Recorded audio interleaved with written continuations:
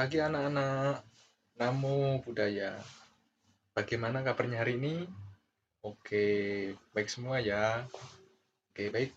Sebelum kegiatan belajar kita mulai, silahkan untuk ketua kelas memimpin doa terlebih dahulu. Monggo ketua kelas, silahkan untuk memimpin doa.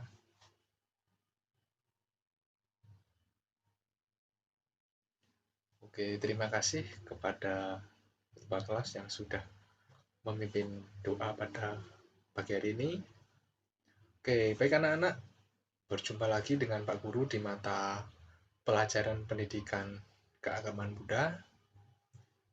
Sebelum kegiatan belajar kita mulai, Bapak ingin melakukan absensi dulu ya. Oke, Bapak absen dulu ya. Yang pertama, Mas Adi. Oke, hadir ya. Mas Joko. Hadir juga. Mas Iwan. Mbak Suci. Oke, hadir semua ya. Oke, pada pertemuan kali ini, Bapak ingin bertanya nih kepada adik-adik semua, apakah masih ada yang ingat minggu kemarin kita belajar tentang apa? Ayo, masih ada yang ingat nggak? Ayo, apa? Coba diingat-ingat lagi. Oh, silahkan Mbak Suci angkat tangan. Oke, benar sekali. Di minggu kemarin kita belajar tentang cara bermeditasi. Ya, betul. Nah, kemarin kita itu belajar tentang ada 2 meditasi. Ada yang masih ingat? Oke, betul. Ada meditasi Vipassana Bhavana dan yang kedua apa? Samatha Bhavana. Ya, betul sekali. Oke, pada pertemuan hari ini kita akan belajar tentang Brahma Wihara.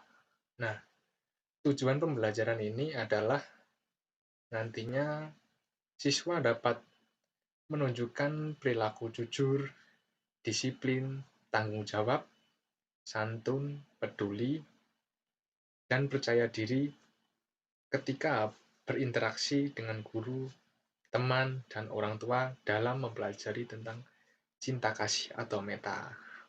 Nah, yang kedua, siswa nanti juga dapat menjelaskan apa itu cinta kasih dengan bahasa yang jelas, logis, dan sistematis. Yang ketiga, siswa juga nanti dapat menunjukkan perilaku terampil dalam hal mengamati, menanya, mencari informasi, menalar, dan berkomunikasi saat belajar tentang cinta kasih atau metta. Oke, sebelum Bapak melanjutkan materi, Bapak ingin bertanya nih, kira-kira adik-adik ada yang tahu tidak apa itu pengertian dari Brahma Wihara? Ayo, angkat tangan. Siapa? Oke, Mas Joko silahkan. Oke, betul sekali. Jadi, Brahma Wihara itu adalah sifat batin yang luhur atau mulia, atau tempat berdiamnya makhluk Brahma atau makhluk dewa yang telah mencapai kesucian batin. Nah, sifat ini terdapat dalam diri manusia, yang baik maupun yang jahat. Manusia menurut pandangan Buddhis terdapat 7 sifat yang terdiri yaitu 2 sifat baik. Apakah sifat baik itu? Nah, 2 sifat baik itu adalah kebijaksanaan dan keyakinan. Nah, yang kedua, 4 sifat tidak baik. Apa itu? Nah, 4 sifat itu adalah serakah, kenafsuan, kebencian, kemudian mudah tersinggung. Yang terakhir adalah 1 sifat campuran. Nah, 1 sifat campuran ini dari 6 sifat tadi. Nah, Brahma Wihara ini juga sering kita sebut sebagai catur paramita atau 4 sifat luhur. Ada yang tahu apa 4 sifat luhur itu? Angkat tangan kalau ada yang tahu. Ayo silakan. Oke, benar. Nah, jadi 4 sifat luhur itu adalah yang pertama itu ada meta, yang kedua karuna, yang ketiga mudita, yang keempat UPK. Nah, keadaan luhur yang pertama itu adalah meta. Meta artinya Meta artinya cinta kasih, yaitu cinta kasih tanpa niat untuk memiliki. Nah, jika cinta kasih ini diwujudkan dalam pikiran, maka pikirannya selalu mengharapkan orang lain berbahagia, sehat, panjang umur. Jika misalnya suatu ketika kita melihat teman yang memiliki mainan yang bagus, kita nantinya berdoa semoga teman kita berbahagia tanpa niat ingin memiliki. Pikiran yang demikian itulah disebut penuh meta. Jika cinta kasih atau meta ini diwujudkan dalam ucapan kepada teman, ucapannya nantinya menjadi benar, baik dan sopan tanpa disertai niat terselubung. Yang selanjutnya adalah keadaan batin yang kedua. Ada yang tahu keadaan batin yang kedua itu apa? Oke, betul sekali. Keadaan batin yang kedua adalah karuna. Nah, karuna ini adalah sifat welas asih. Nah, sifat welas asih ini muncul sebagai sebuah perasaan yang ikut merasakan penderitaan orang lain. Misalnya ada orang menderita, kita ikut menolong. Nah, jadi akan timbul rasa kasih sayang yang mendorong kita untuk menolong orang yang menderita tersebut. Dan selanjutnya adalah keadaan batin yang ketiga. Nah, ada yang tahu apa itu? Oke, betul sekali Mbak Suci. Nah, keadaan batin yang ketiga ini adalah mudita. Nah, mudita adalah rasa bahagia atas keberhasilan orang lain. Nah, mudita ini juga sering diartikan sebagai rasa simpati, yaitu ketika teman kita senang, kita juga ikut senang. Nah, mudita ini dapat muncul ketika seseorang mampu merasakan orang lain. Nah, tetapi mudita itu juga sulit muncul karena dihalangi oleh sifat iri hati. Nah, karena itu orang yang suka iri hati, mudita sulit muncul dalam batinnya.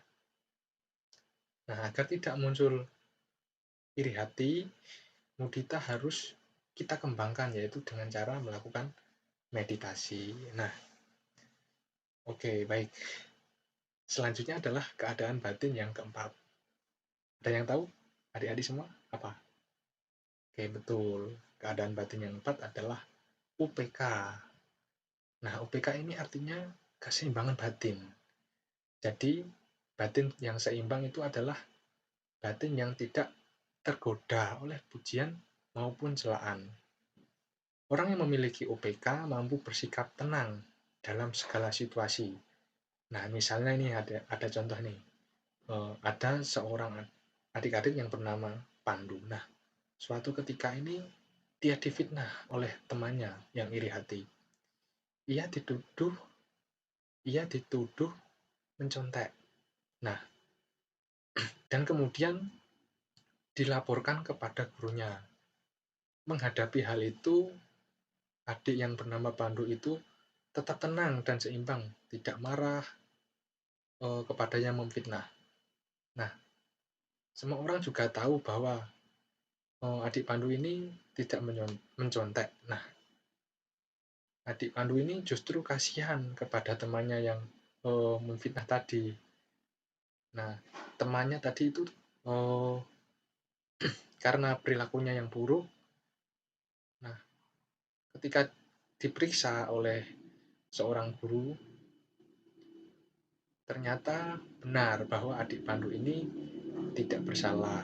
Hal itu terjadi karena teman Pandu itu tidak senang. Nah, kemudian ia tidak dibantu ketika mengalami kesulitan belajar. Nah, dengan ketenangan ini, jadi masalah dapat terselesaikan dengan baik. Kemudian teman Pandu ini sadar bahwa kesalahannya ini sangat tidak baik untuk dicontoh. Nah, oke, dari materi yang Bapak jelaskan tadi, apakah masih ada yang ingin ditanyakan atau kurang paham? Silahkan adik-adik, jika masih kurang paham bisa bertanya langsung. Oke, sudah paham semua ya? Oke, jika sudah paham dan tidak ada yang ditanyakan lagi, karena ini waktunya sudah hampir selesai, jadi Bapak akhiri kegiatan belajar pada hari ini ya. Oke, sebelum ditutup, Bapak ingin memberikan PR kepada kalian. Nah, PR-nya nanti ada di buku paket halaman 35. Silahkan nanti untuk dikerjakan di rumah masing-masing, dan minggu depan nanti dikumpulkan dan kita bahas. Oke, paham semua ya? Oke, siap. Baik, anak-anak, terima kasih atas waktu dan kesempatannya kita belajar hari ini. Jangan lupa untuk belajar, semangat, dan selalu menjaga kesehatan. Oke, pertemuan pada hari ini Bapak akhiri. Terima kasih. Selamat pagi. Namo Buddhaya.